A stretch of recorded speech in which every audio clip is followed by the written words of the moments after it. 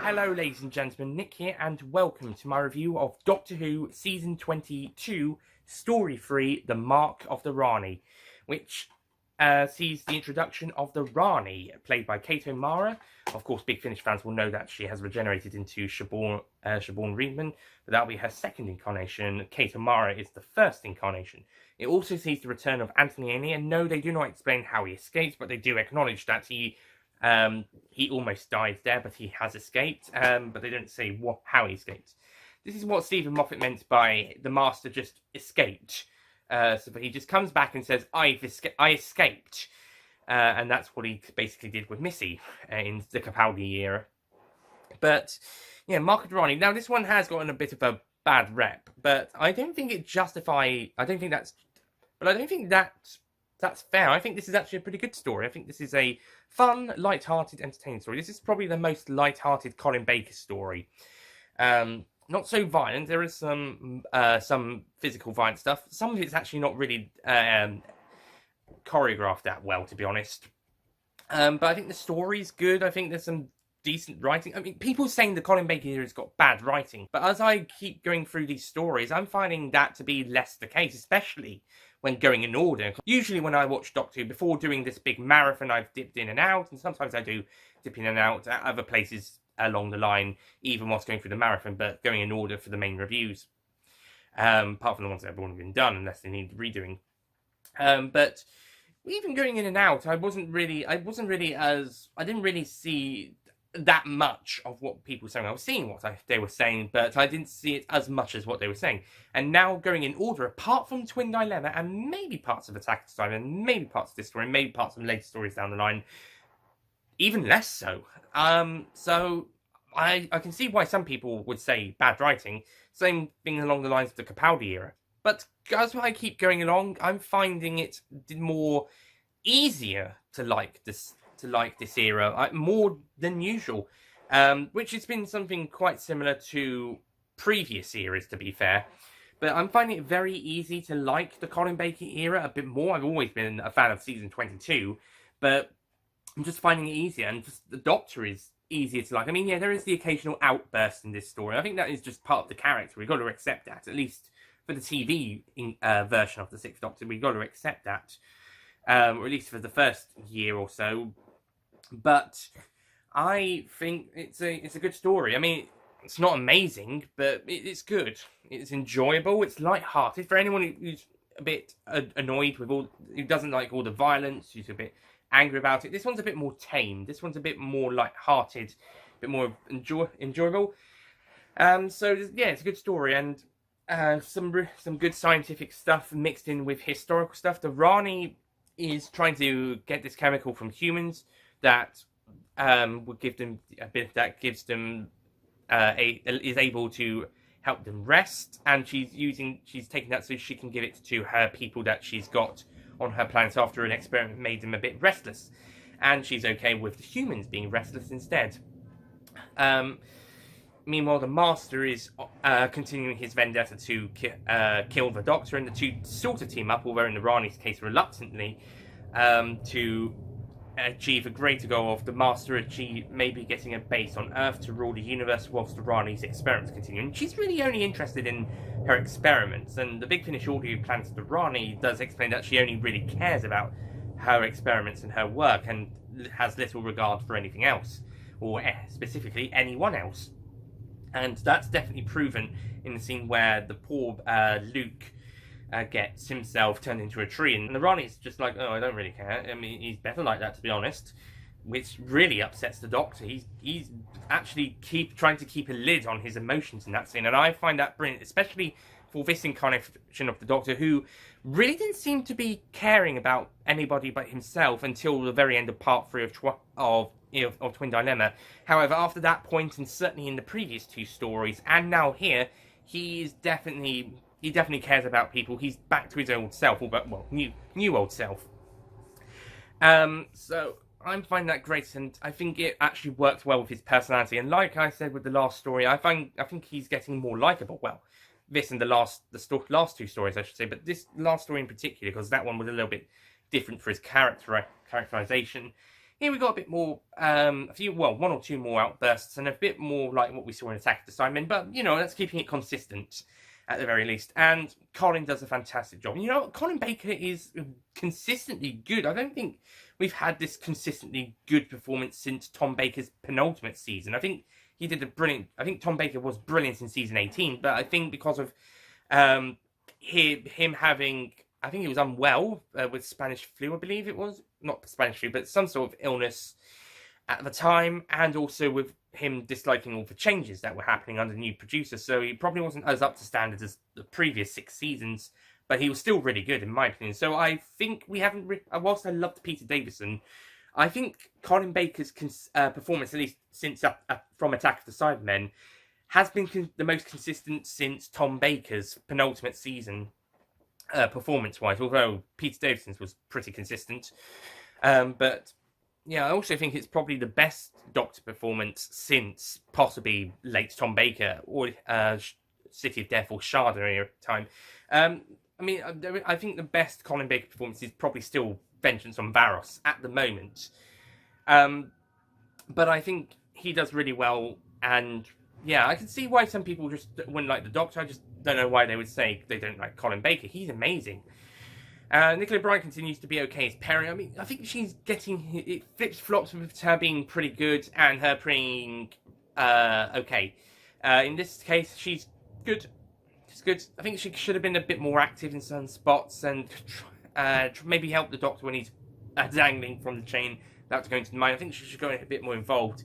Yeah, ever since the Doctor did regenerate, and whilst we have this great chemistry between the 2 characters and the actors, the character of Perry herself has been starting to get a bit useless since Twin Dilemma. I think Twin Dilemma actually is, after Case of Androzani, possibly Perry's best as a character, which isn't something I would normally say. I wouldn't actually say Twin Dilemma is the second best story for a particular character, but to be fair, Perry hasn't actually been doing that well since Twin Dilemma. Unlike the Doctor, she's actually starting to get a bit weaker again. I did sort of dislike her a little bit at the start of Planet of Fire, but she got likeable over the course of the story.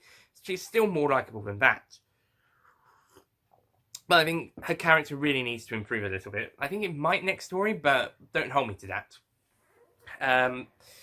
But the chemistry is still brilliant, and I love the location filming at Bliss Hill, Victorian Town. Love that place. Me and my family go to it so many times. It's not even that close to us. It's miles away. I live in East Hertfordshire. That's south of Telford in Shropshire. Well, not Telford's not, but Ironbridge. That's Shropshire. And that's one of the Ironbridge museums over there. And it's a fantastic place. And I even recognise some of the stuff that's there that appears in the story. The bathhouse, that's where the candle factory is. The sawworks is across the street.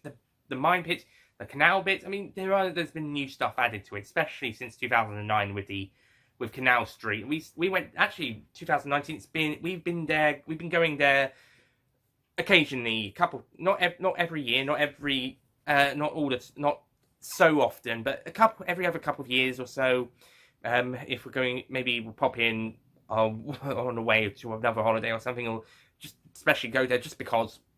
But we've been doing it since October 2008, so it'll be 11 years later this year, 11th anniversaries, and yeah, so yeah, it's a fantastic place. So I highly recommend you go there, especially if you're in the Shropshire or Telford or West Midlands area. But yeah, it's so fantastic, and the locations look so great. And also, this is the first story since the Gunfighters, all the way back in 1966, all the way back in season 3, where we actually have historical characters make an appearance in this story with George Stevenson and Lord Ravencroft, and it's set in the Northumberland village of Killingworth, which is now a commuter town for Newcastle. Newcastle residents may know where I'm talking about. But yeah, it's really nice.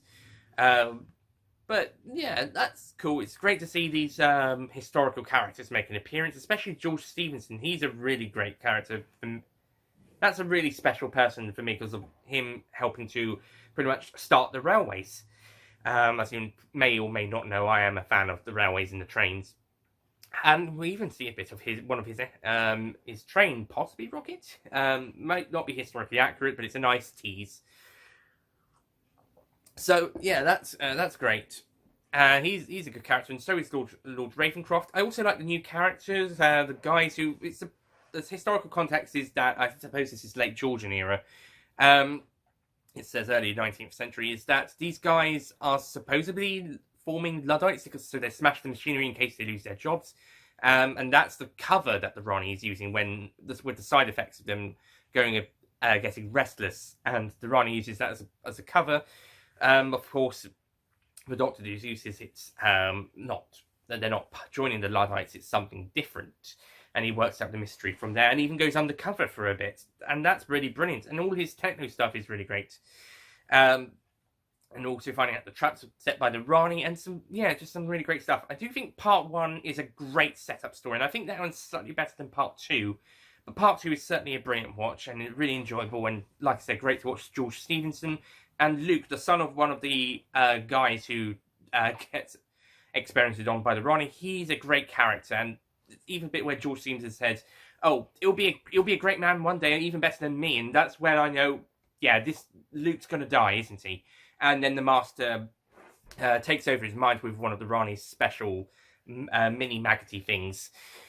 So yeah, and yeah, he turns into a tree in a trap set by the Rani whilst he's under the possession of the Master.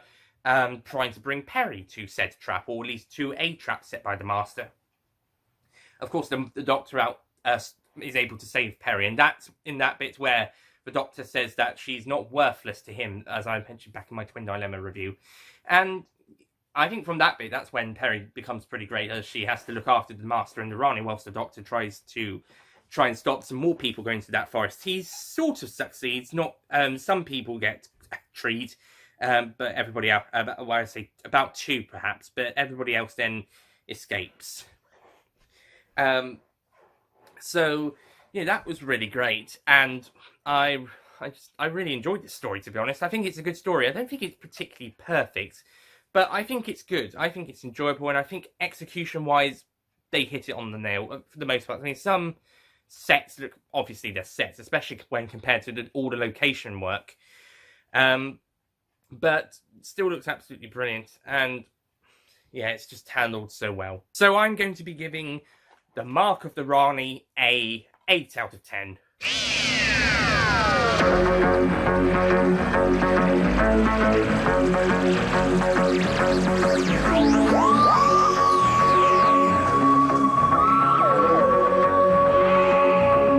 Yeah, I know, that's high, isn't it? But to be honest, I like this story. I think it's a very good story, and I like how it was executed. I think it was a brilliant executed story, and yeah, it's brilliant, and I really enjoy it. Ending's a bit rushed though.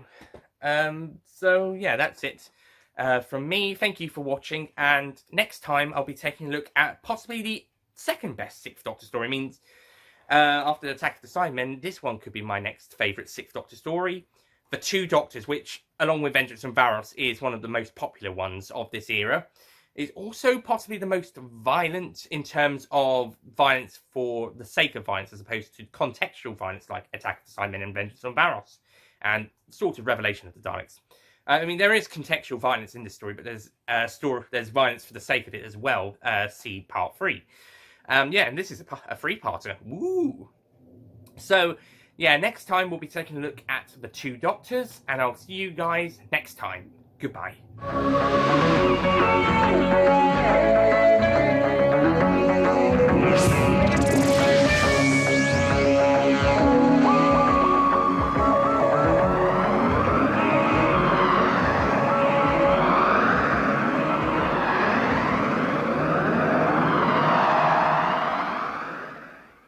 forget to click below to subscribe to the official Nicholas Payne Retro YouTube channel. But I do dip. Previously I've been dipping when I. But going along, the Rani she doesn't really.